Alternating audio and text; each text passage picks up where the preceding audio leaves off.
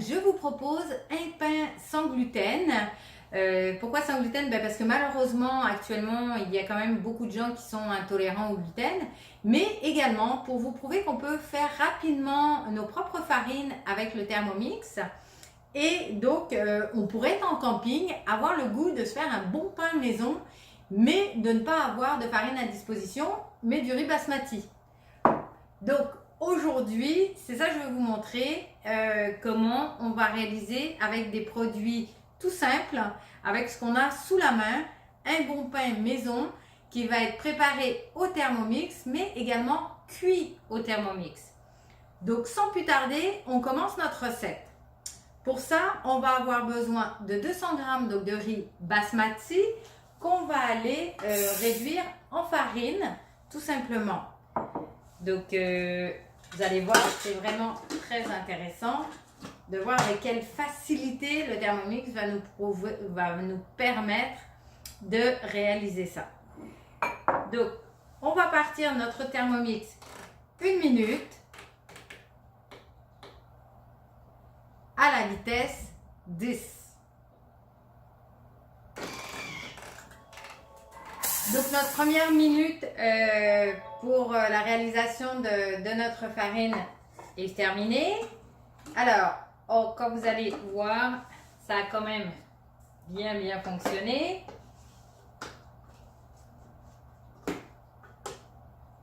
On a donc une belle farine en préparation. Je vous montre ça. Donc, on veut avoir vraiment une belle mouture.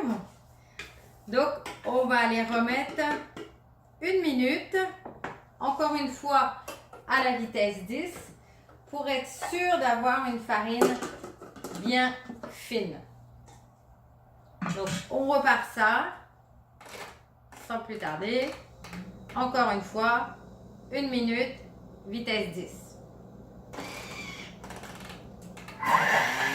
Donc, notre deuxième minute vient de se terminer. Donc là, on va voir une farine parfaite pour avoir un bon pain maison, même si on n'avait pas de farine de blé à disposition. Donc, je vous montre ça sans plus tarder. Donc vraiment, une très belle mouture. Donc là, on va pouvoir commencer la réalisation complète de notre pain. Donc, on va aller ajouter sans plus tarder nos 3 œufs.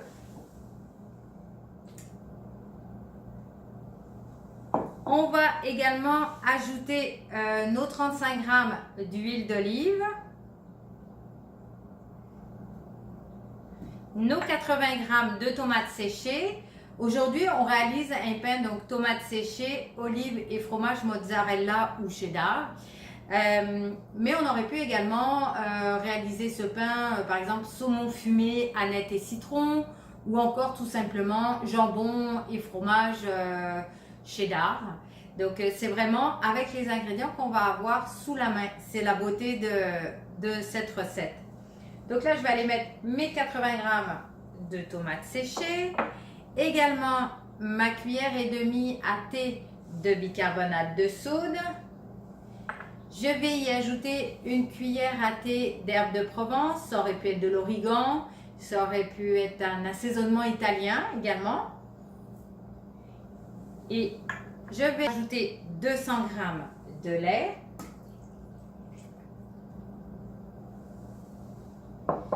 On va saler et poivrer, mais il faut faire attention, garder en tête que si on a mis des olives et du fromage, ça reste quand même salé.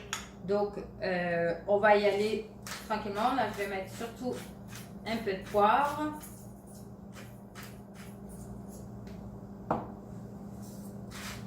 Et légèrement du sel. On va refermer notre Thermomix pour aller mélanger pendant 10 secondes à la vitesse 7.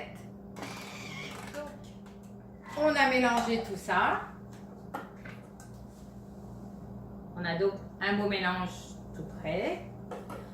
On va aller y ajouter sans plus tarder 120 g de fromage. Moi, j'ai choisi du fromage cheddar. Comme je vous disais, on aurait pu aussi prendre d'autres sortes de fromages, donc ils vont être coupés en petits dés. Et on va aller y ajouter également 120 g d'olives Kalamata dénoyautées. Oups! Donc ça aurait pu être également les olives que vous avez sous la main sans aucun problème. Et voilà.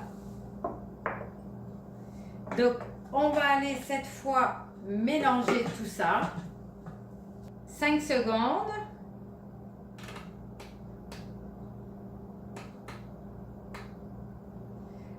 En sens inverse, c'est bien important parce qu'on veut garder nos olives et notre fromage entier.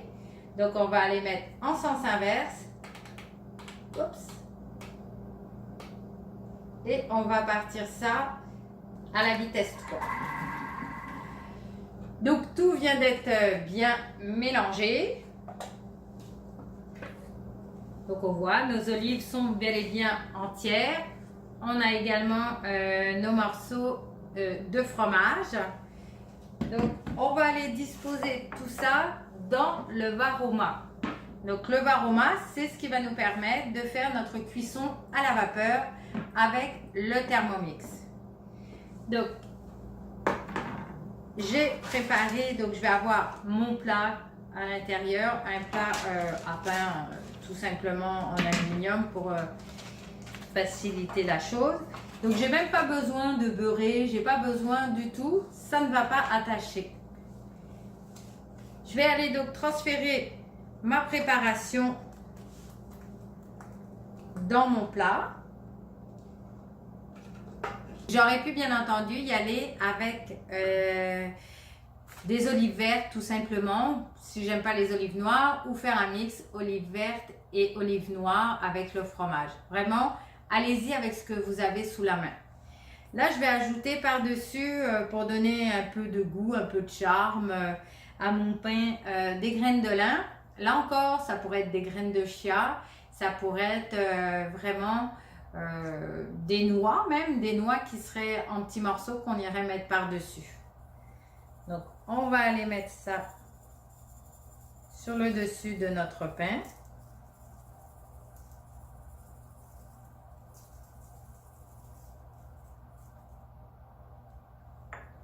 Maintenant que nos graines de lin sont disposées, on va avoir préparé un papier parchemin qu'on va glisser par-dessus, juste pour pas que les gouttelettes viennent détremper notre pain cuit à la vapeur.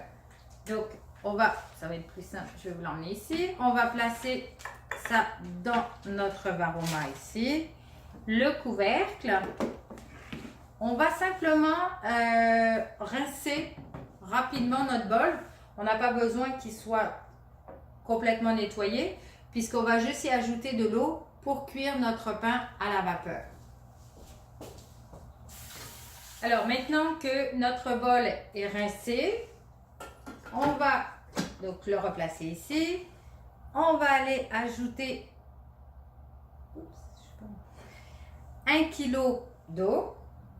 Idéalement à température parce que comme on veut que notre eau bout, c'est sûr que moins l'eau est froide, plus ça va rapidement monter en température. On va aller placer notre couvercle rincé bien entendu aussi.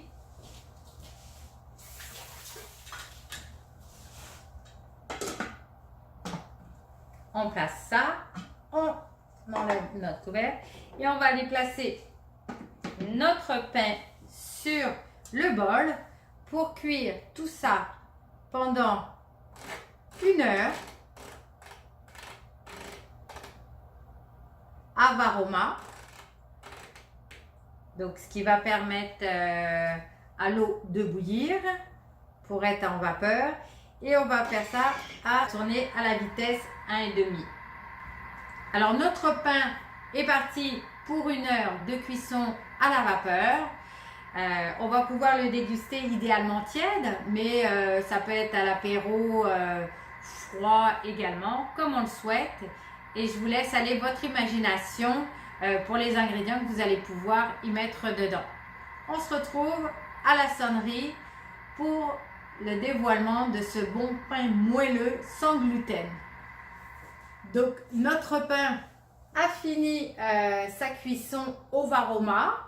On va laisser échapper la vapeur tranquillement et l'eau se glisser sur le côté du pain en faisant bien attention de ne pas se brûler avec la vapeur qui s'échappe. On va déposer le couvercle à l'envers pour y déposer notre varoma. On va pouvoir éponger le dessus de notre papier parchemin pour pouvoir sortir notre pain qui est magnifique comme on peut le constater.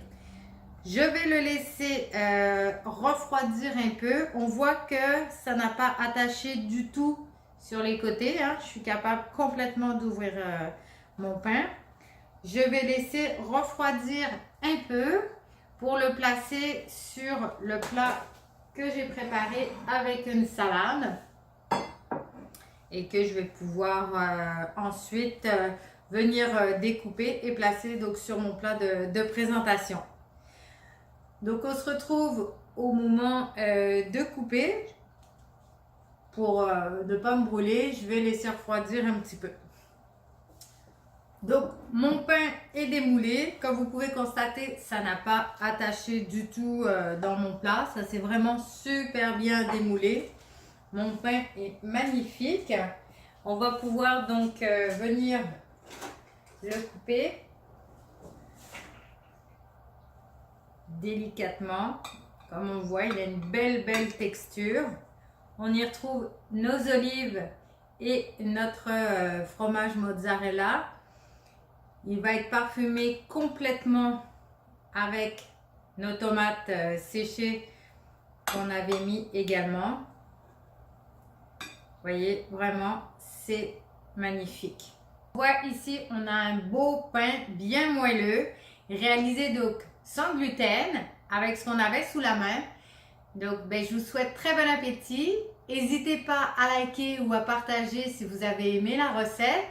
Envoyez-moi des photos si vous avez eu le plaisir de réaliser ce pain ou d'autres pains de même principe. Donc, je vous dis bonne soirée, bon appétit et à très bientôt pour une nouvelle capsule.